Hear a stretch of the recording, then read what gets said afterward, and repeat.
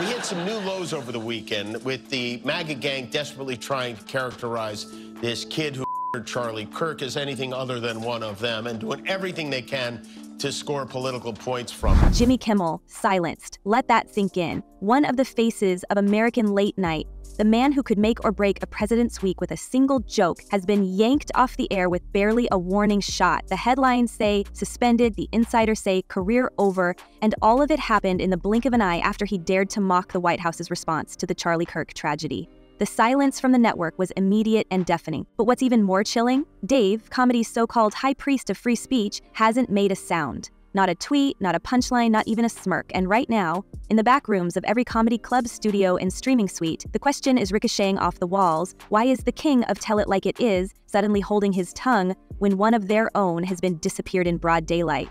Ain't nothing wrong getting older, but if you 55 and you got 1,000 bottles of baby oil in the house, clearly, can't stop, won't stop. You committed to the lifestyle. Because I'm 51, and I'm telling you, this is true.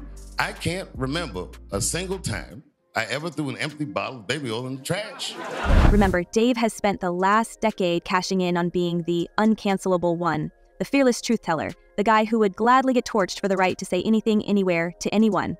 But here, as the government tightens the screws and network bosses buckle faster than a $3 lawn chair, we're watching him, and all he's giving us is radio silence. Fans are calling it a betrayal, rivals are calling it a chess move. The rest of us can't help but wonder if there's more at stake than a bad take on cable.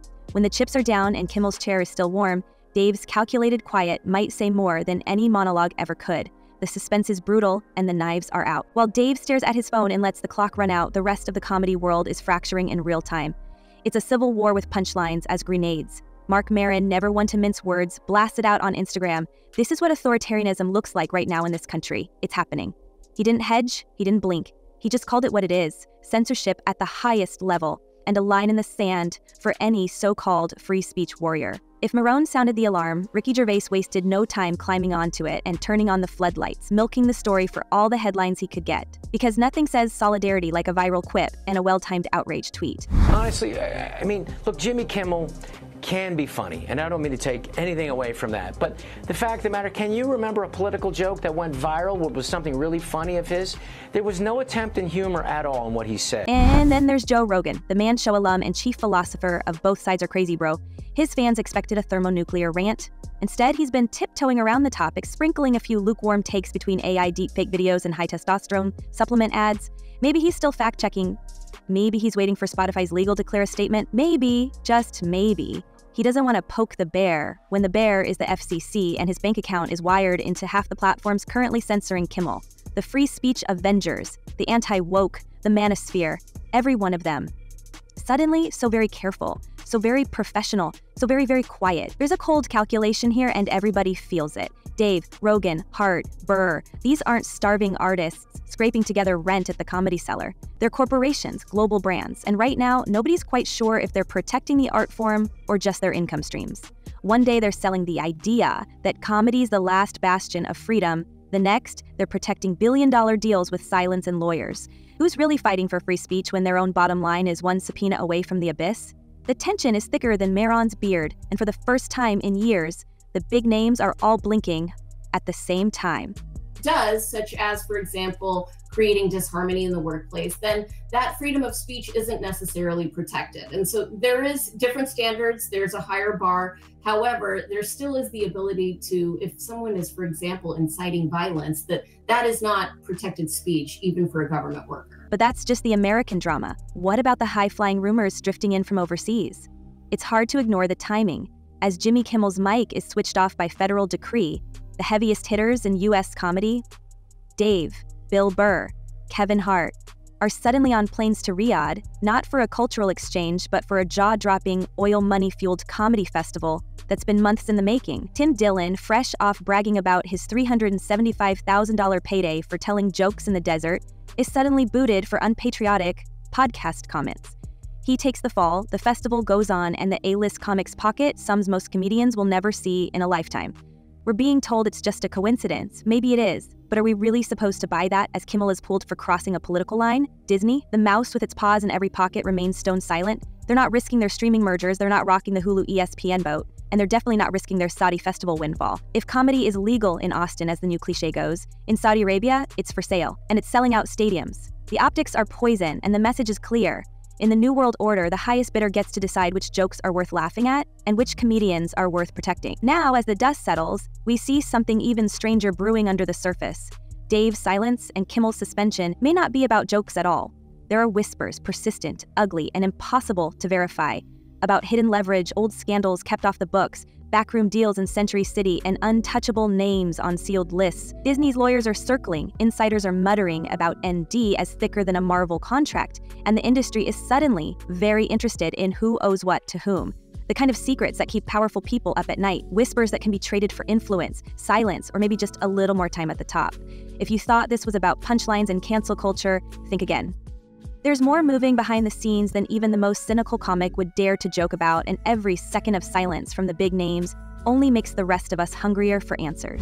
Losing their TV show. I think the outrage over somebody losing their TV show should be dwarfed by the outrage over somebody losing their life over a decent, God-fearing, wonderful, lovely person trying to have conversation. If we step inside the legal drama unfolding on the West Side, the whole thing starts to play like the cold open of a Hollywood thriller. There's Jimmy Kimmel, spotted striding into Century City with that shell-shocked look only the truly cornered ever wear, ducking inside the offices of attorney Carl Austin, the fixer's fixer. With a client list so high-powered you need a telescope to see the top. On paper, Kimmel is lawyering up to go after Disney, maybe even ABC, aiming for that big payout everyone whispers about when the suits get nervous. But the insiders are telling us to read between the lines. Kimmel's not just protecting his job, he's building a legal wall around secrets that, if aired out, could torch half the town. There's no sign he's backing down, but every meeting behind those frosted glass doors adds more fuel to the theory that this battle isn't just about contract clauses and on-air gags.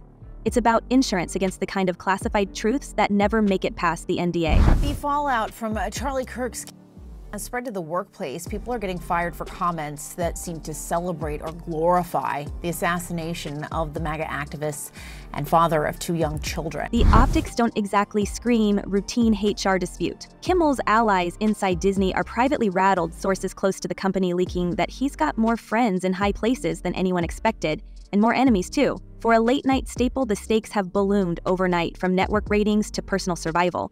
Every move in the legal chess match is tracked by rival producers, rival comics, even government aides.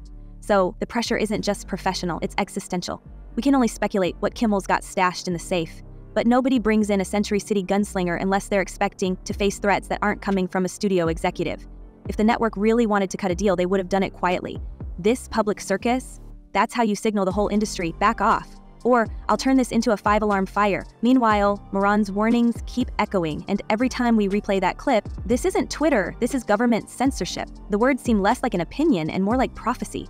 If the FCC can drag Kimmel off air for lampooning the wrong political power brokers, what's stopping them from targeting the rest? Fallon's carefully crafted monologue just last week was cut off at the knees by network censors, his jokes about the administration smothered with patriotic applause tracks. Colbert is tiptoeing through punchlines, and even Jon Stewart, usually the last guy to pull punches, is suddenly dropping in for surprise cameos, testing the waters, probing where the new boundaries are. Nobody is immune, nobody is safe. Podcasters, the unconsignable misfits who built empires outside the mainstream, are now peering nervously at their subscriber accounts, waiting for the other shoe to drop. They can see which way the wind's blowing. If the FCC and the White House can turn off Jimmy Kimmel, is anyone out of reach? We used to joke about the Ministry of Truth. Now the punchline is gone, and the fear is real. And then we installed the most beautiful chandelier. Sconces you wouldn't believe. There's something wrong with them. There really is. I mean, it's a perfect storm. Executives terrified of regulators, comedians afraid of their own words, audiences unsure if what they're watching is real, sanctioned, or just more performance art.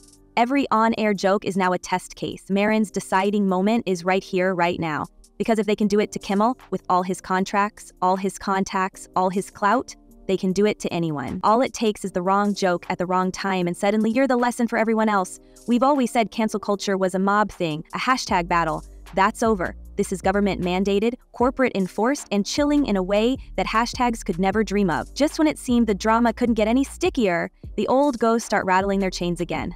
The Epstein connection, an old, ugly rumor that refuses to stay buried, has clawed its way back to the surface. Kimmel has denied everything.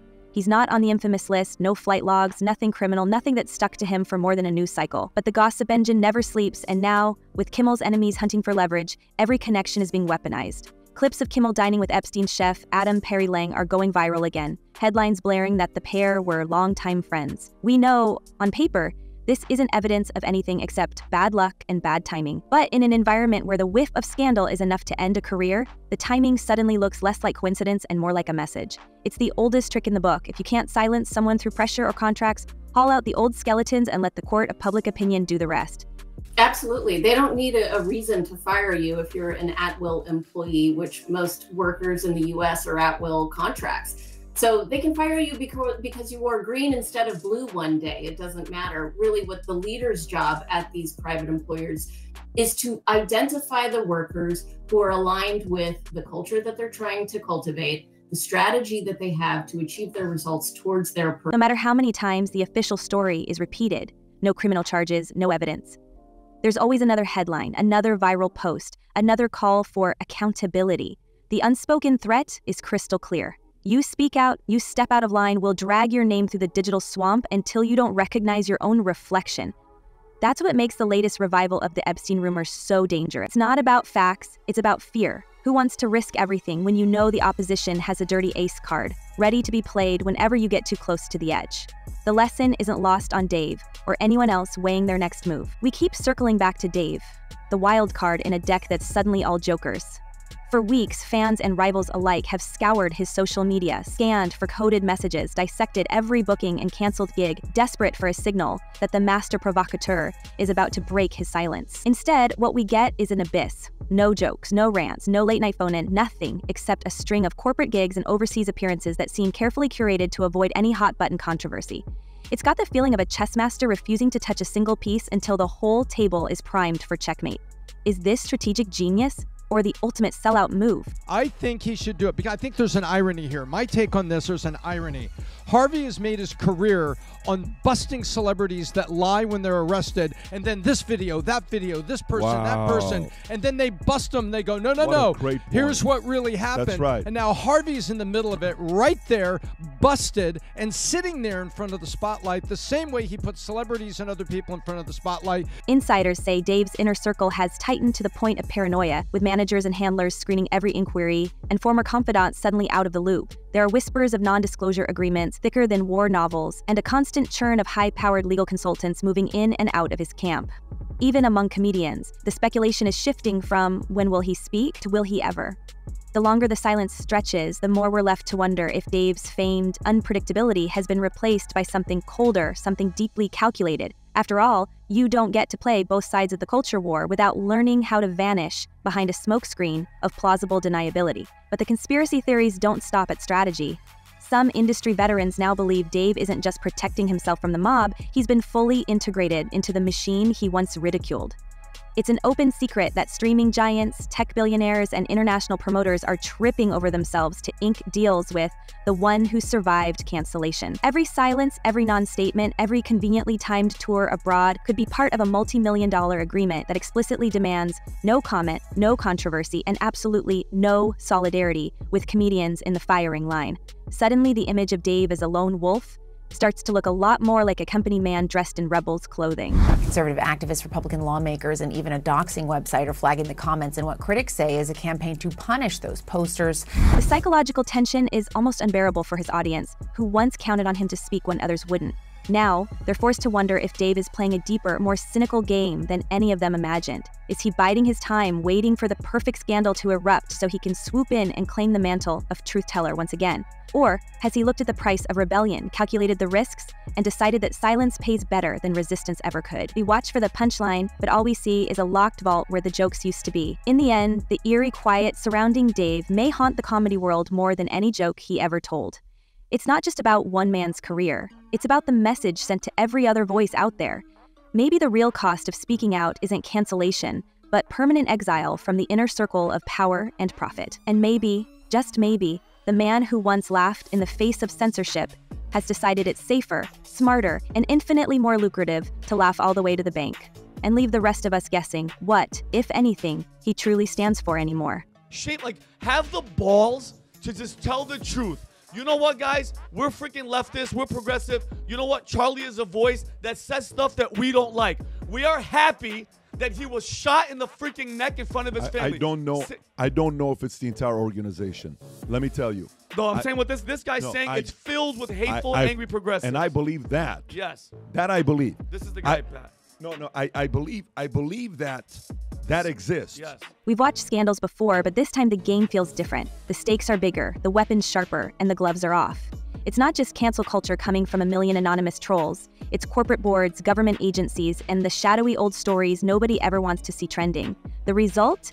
A suffocating sense that the real story isn't about a bad joke or a slip of the tongue. It's about power, leverage, and fear used as a silencer. Right now, every move by the big names is scrutinized for signs of which way the dominoes might fall. Is Dave's silence a sign of self-preservation, or is he waiting to strike at just the right moment? Does Kimmel have the goods to bring Disney to its knees, or is he just trying to keep his own house from burning down? With billion-dollar streaming deals on the line and federal agencies watching from the sidelines, it's suddenly clear that the old lines between entertainment and power have been erased. This isn't about punchlines anymore. It's about who gets to set the rules for everyone else. Now, I'm serious, man. You know what it is, man? It's just no fun being famous anymore. It's like y'all made it scary. You know what it feels like being famous? And scary is the right word. It feels like, and I'm not being dramatic, it feels like I'm storming the beach of Normandy, World War II. Though we're left staring at a late-night world gone upside down, waiting for the next twist. As we see comics lawyer up, networks scramble, and industry titans retreat behind their golden curtains, we're forced to ask, is this really just about offensive jokes? Or is it about destroying anyone who refuses to kneel to the official narrative by any means necessary? In a world where even the shadow of an old scandal can be weaponized, where corporations serve two masters, Washington and Riyadh, and where silence is more profitable than solidarity, how long until the laughter stops for good? The writing's on the wall, and it's darker than anything we've seen before. Comedy isn't being suffocated by hashtags and angry tweets. It's getting strangled by power, money, and secrets too radioactive for daylight. Are Dave's silence, Kimmel's crash, and Disney's desert deals just disconnected flukes? Or is it all one tangled web designed to keep the rest of us obedient, distracted, and too afraid to ask real questions? Drop your thoughts below. Do you think this is the end of comedy, or are we witnessing the first act in something even more sinister? Until next time, keep your eyes open, keep questioning, and don't let anyone steal your punchline.